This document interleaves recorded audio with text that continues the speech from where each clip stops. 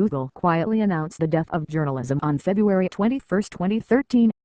Facebook, Silicon Valley's other science and technology juggernaut, wrote its epitaph on March 7. Google's coroner's report for journalism came, curiously enough, in a small announcement on its official blog, the only place that any Google announcement is ever actually made. "Our first ever Google Journalism Fellowship winners," said the headline over the 5-paragraph post announcing the 7 lucky winners of Google's new fellowship contest. It was an alluring fellowship offer. Journalism students from around the world would get a $7,500 stipend to spend 10 weeks working with nonprofit organizations trying to make sense out of a vastly fractured national media landscape. They'd also spend a week with the Knight Foundation, and then a week at the Googleplex in Palo Alto. Read, Lessons Learned from Sheryl Sandberg's new book. That's hard to resist, which is why 2,300 students from all corners of the globe applied. "We had so many applications on the last day they poured in at the rate of roughly 1 every 2 minutes that we extended our review period by a week to make the selections," the Google post said. But it's at the end of the blog post's first paragraph. The one that all journalism students learn is where you succinctly wrap up the who, what, when, where, and what of any good news story that Google reveals what it believes is the likely future course of journalism. The interest the fellowship attracted clearly demonstrates the need for these types of opportunities, especially as the worlds of journalism and technology increasingly become one. Emphasis added, said the Google blog post. Google believes technology and journalism are morphing into one entity, that digital web platforms with user-generated content, story curation and aggregation, e.g., Google News and niche information services that look wonderful on your mobile device, are somehow a fine substitute for journalism. Only they're not. Technology is most emphatically not journalism. Google is simply and dangerously wrong about this.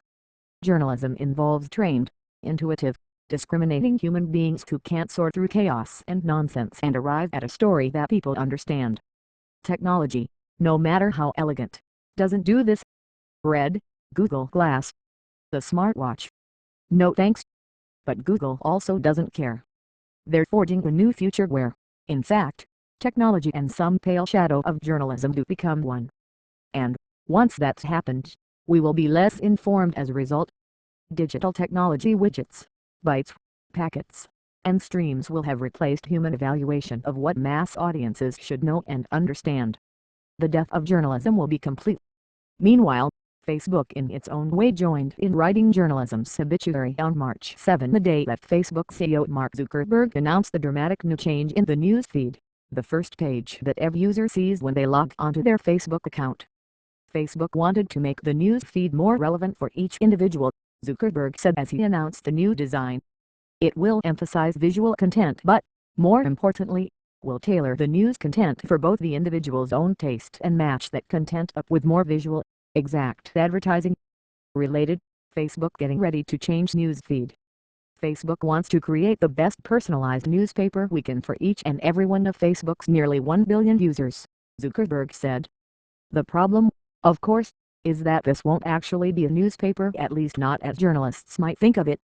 It will be a technological creation of highly specialized widgets of social network information, not an actual newspaper. Zuckerberg's concept of a personalized newspaper is also, not coincidentally, something that will be vastly more attractive to advertisers who would like to zero in more closely on potential customers. That, clearly, is the real goal of this new personalized newspaper concept of the Facebook newsfeed. Zuckerberg has said in the past that Facebook wanted to find a better way for advertisers to offer up rich visual displays, big pictures and videos inside the news content on Facebook pages. Apparently, he's found that path. But one thing this new Facebook personalized newspaper newsfeed is not is a form of journalism reborn. It's technology that curates and aggregates what individuals would like to see more of and hear more about. And here, as in the case of Google's own vision of a future where technology and journalism are one and the same, we will collectively be less informed because individuals will largely hear, see and read about only those things that fit in their own personalized information world tailored by Facebook's tech-driven newsfeed. Don't get me wrong.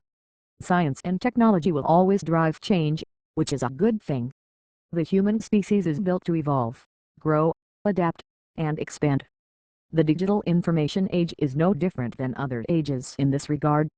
But that doesn't mean we should pretend that this new digital information age is something it's not. Google and Facebook are both, in their own way, simply wrong in their characterizations of what technology is replacing, brick by brick. Technology is not journalism, and personalized newspapers aren't either.